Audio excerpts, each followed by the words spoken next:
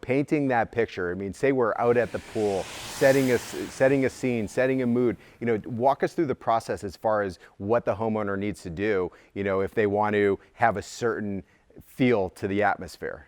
Once the project's done, the homeowner presses one button. So we set up scenes within the user interface where they press a button, they walk outside, and everything is exactly the way that they want it. So, that's something that we'll really see here. But what we try to make sure we accomplish is to have the same level of volume and the same lighting experience throughout multiple spaces. So, we try to have the same experience throughout the space where at a low volume or a dim level of lighting, you have continuity everywhere, right? So when you press that one button, you're not turning on 5 zones of music and 8 zones of lighting. You are pressing one button and all of those zones are working with each other to a preset scene that we've helped you determine.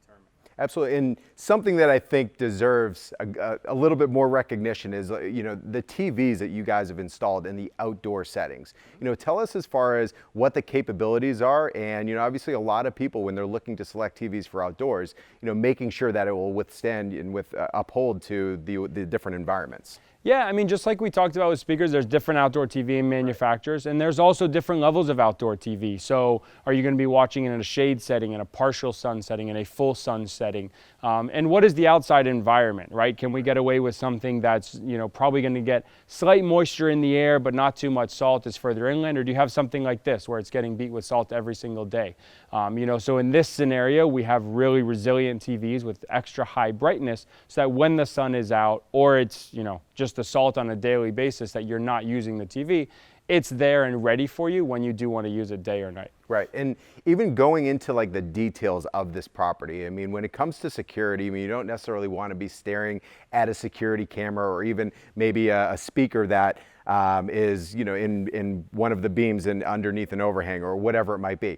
Tell us as far as about those types of details that you guys go the extra step to conceal these different types of items, whether it's speakers or cameras. Yeah, every scenario is different. Here we have a lot of scenarios, which is really exciting. And once again, it comes down to working with the team, which is something that, us at IOTY are really good at.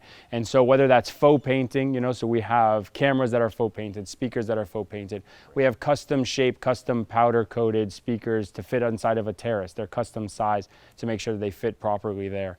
And really just making those selections in the design phase and working together with the builder, the architect, the designer all together. Yeah, and really, talking about this outdoor space, literally whether you're on the patio, out at the pool, out on the grass, you feel like you're surrounded by the environment, by the scene, and by the music. So, you guys have done an incredible job in it. It's truly lifestyle. You are, people want to experience, they want their home to be their own, but more so than anything, it's something where they're able to kind of escape everything else, it is. It's complete immersion, yeah, 100%. Right? So when you walk outside, you have the ocean, you have your pool, you have your trees, or whatever your home might have, and then you become immersed in the lighting and the sound as well. Yeah. And so we really try to help in setting up that. Without a doubt. And now stepping inside, you're outside, there's so much that people can observe, see, experience. Once you walk into this property, it is stunning in every way. But let's start with lighting. As far as when you're indoors, obviously it's a little bit different from exterior lighting. Let's walk through the steps as far as how you, place lighting with the proper dimness, setting those scenes as well indoor.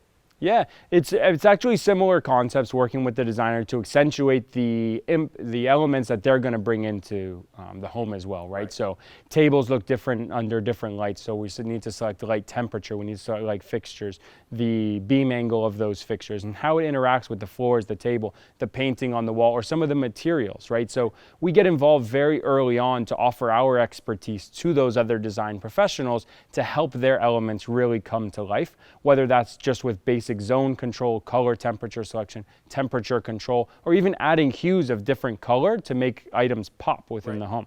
So, and then taking that, bringing it all together into a scene. So once again, a single button press. We might have in a single space 20 different loads, so to speak, of lighting that can be controlled independently. But you don't want to fiddle with that. So you can press one button and have that scene for that evening exactly how you want it, multiple layers of lighting and everything looking perfect.